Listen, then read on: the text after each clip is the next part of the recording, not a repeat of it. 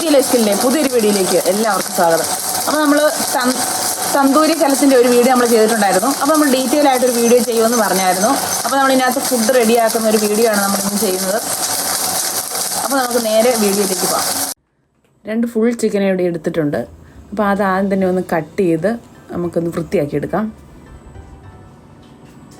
അതിനുശേഷം അതൊക്കെ നമുക്കൊന്ന് ജസ്റ്റ് ഒന്ന് അതിൻ്റെ പീസൊക്കെ ഒന്ന് കട്ട് ചെയ്ത് എടുക്കാം.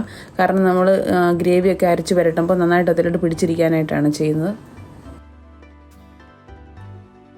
അപ്പോൾ ഇനി അതിനുള്ള മസാലക്കൂട്ട് നമ്മൾ റെഡിയാക്കാൻ പോവാണ്. ഇഞ്ചിയും വെളുത്തുള്ളി അരച്ചത്, മുളക് പൊടി,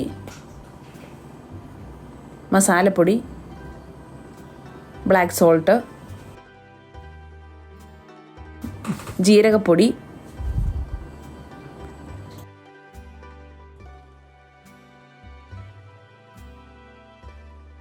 കടുകെണ്ണ. ഇനി ഇതെല്ലാം കൂടെ നന്നായിട്ടൊന്ന് മിക്സ് ചെയ്തെടുക്കാം. ഇനി കുറച്ച് നാരങ്ങ നീര് കൂടി അതിനകത്ത് ചേർക്കാം. ഇനി ഈ മസാലക്കൂട്ടെല്ലാം കൂടെ നന്നായിട്ട് ആ ചിക്കനിലോട്ടൊന്ന് തേച്ച് പിടിപ്പിച്ച് കൊടുക്കണം. എന്നിട്ട് നമ്മൾ കുറച്ച് സമയം അത് വയ്ക്കണം, എന്നാലേ ആ മസാലയെല്ലാം അതിലോട്ട് പിടിക്കത്തുള്ളൂ.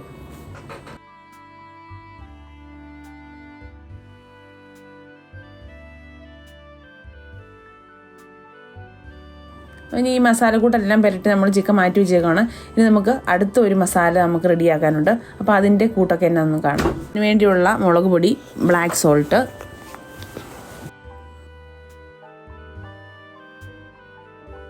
കസ്തൂരി മേത്തി, കടുകെണ്ണ, തൈര്. ഇനി ഈ മസാലയെല്ലാം കൂടെ ഈ കൂട്ടെല്ലാം കൂടെ നന്നായിട്ടൊന്ന് മിക്സ് ചെയ്ത് എടുക്കാം. അപ്പോൾ ഇനി ഈ ഒരു കൂട്ടും കൂടെ നമുക്ക് ഈ ചിക്കനിലോട്ട് നന്നായിട്ട് പുരട്ടി കൊടുക്കണം.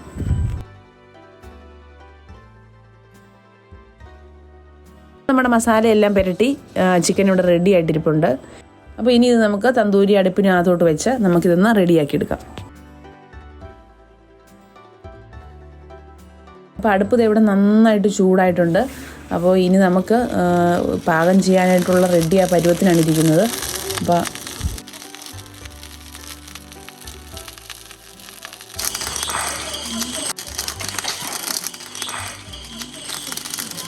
ചൂടായിട്ട് റെഡി ആയിട്ടിരിക്കുകയാണ്. അപ്പോൾ ഇനി ഇത് അതിനകത്തേക്ക് സെറ്റ് ചെയ്യാൻ പോവാണ് കേട്ടോ. അപ്പോൾ നമ്മൾ വേണ്ട ഈ ചെറിയൊരു കമ്പി നമ്മൾ ഇതിനകത്തൂടെ കോർത്തെടുത്തിട്ടുണ്ട്.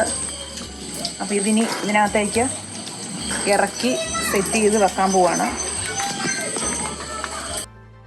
അപ്പോൾ അത് നമ്മൾ തന്തൂരി അടുപ്പിനകത്തേക്ക് ഇറക്കി വെച്ചേക്കുവാണ്.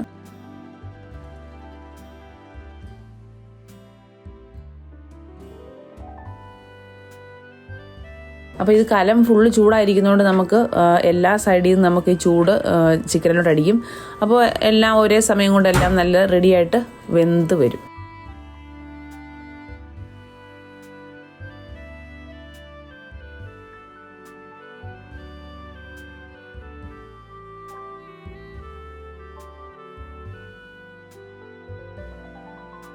അപ്പോൾ നമ്മൾ 2 ചിക്കനായിരുന്നു എടുത്തത്. അപ്പോൾ അത് രണ്ടും ഒരുപോലെ തന്നെ നമ്മൾ അതിനകത്തോട്ട് സെറ്റ് ചെയ്ത് വെക്കുവാണ്.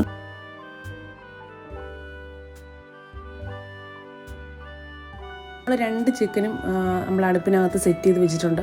അപ്പോൾ ഇതിന് വേഗം ഒരു കുറച്ച് സമയം പിടിക്കും. അപ്പോൾ ആ സമയത്ത് നമുക്ക് കുറച്ച് തന്തൂർ റൊട്ടി റെഡിയാക്കി കൊണ്ടുവരാം. അപ്പോൾ അതൊക്കെ കൂട്ടി നമുക്ക് കഴിക്കാനായിട്ടാണ്. അപ്പോൾ അടുപ്പൊക്കെ നന്നായിട്ട് കത്തി നിൽക്കുകയാണ്. നല്ല കനലൊക്കെ നന്നായിട്ട് ചൂടായിട്ട് തന്നെയാണ് നിൽക്കുന്നത്.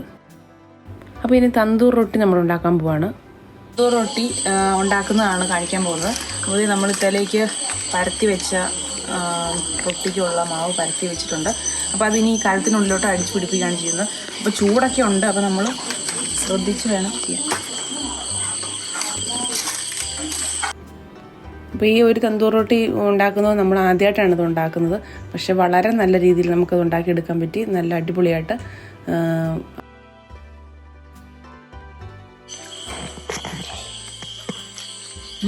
വാവ്. അപ്പോൾ നമ്മുടെ ചിക്കനൊക്കെ ഇവിടെ വെന്ത് റെഡി ആയിട്ടുണ്ട്.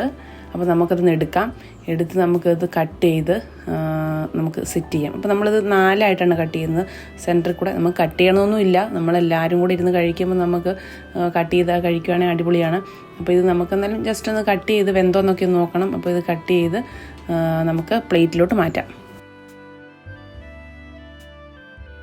എന്തായാലും നല്ല തന്തൂരി ചിക്കൻ്റെ നല്ലൊരു മണമൊക്കെ വരുന്നുണ്ട്. കാരണം നമ്മൾ ആ മസാല ചേർക്കുമ്പോൾ തന്തൂരി മസാലയൊക്കെ നമ്മൾ ചേർത്ത് പുരട്ടി വെക്കുന്നത്. അപ്പോൾ അതിൻ്റെ ഒരു നല്ല മണമൊക്കെ വരുന്നുണ്ട്. അപ്പോൾ ഇത് നമ്മളിങ്ങനെ എടുത്ത് വെച്ചതേ കഴിക്കാനായിട്ട് ആണ് നമുക്ക് തോന്നുന്നത് തന്നെ.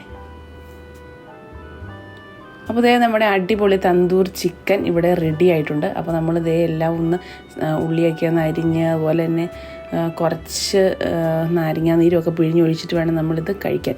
അപ്പോൾ നല്ല അടിപൊളി ഒരു മയോണാസ് കൂടെ ഉണ്ടെങ്കിൽ സൂപ്പറാണ്.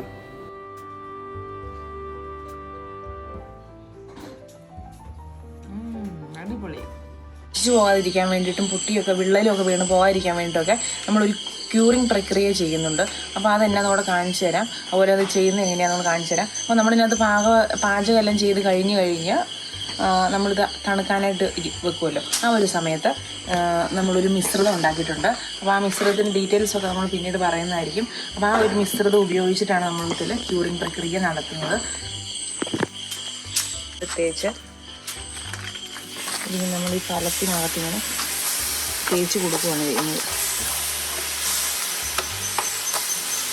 അപ്പോൾ ഈ ഒരു തന്തൂർ കലത്തിൻ്റെ എന്തെങ്കിലും മെയിൻ്റനൻസോ അതുപോലെ ആവശ്യമുള്ള ആരെങ്കിലും ഒക്കെ ഉണ്ടെങ്കിൽ നമ്മുടെ വീഡിയോയുടെ താഴെ ഒരു നമ്പർ ഉണ്ടാവും. ആ നമ്പറിലേക്ക് വിളിച്ച് നിങ്ങൾക്ക് തീർച്ചയായിട്ടും തിരക്കാം. അപ്പോൾ അതിൻ്റെ എല്ലാ കാര്യങ്ങളും പറഞ്ഞു തരുന്നതാണ്. അതുപോലെ തന്നെ ഹോട്ടലിലോ അതുപോലെ വേറെ ഏതെങ്കിലും ഒരു സ്ഥലത്തൊക്കെ ഇങ്ങനെ ഒരു കലം ഫിക്സ് ചെയ്യണമെന്നുണ്ടെങ്കിലും ആ നമ്പറിൽ വിളിച്ച് നിങ്ങൾക്ക് തിരക്കാൻ അതിൻ്റെ എല്ലാ കാര്യങ്ങളും ഡീറ്റെയിൽ ആയിട്ട് പറഞ്ഞു തരും. അതുപോലെ തന്നെ അവിടെ വന്ന് ഫിക്സ് ചെയ്ത് തരുന്നതായിരിക്കും.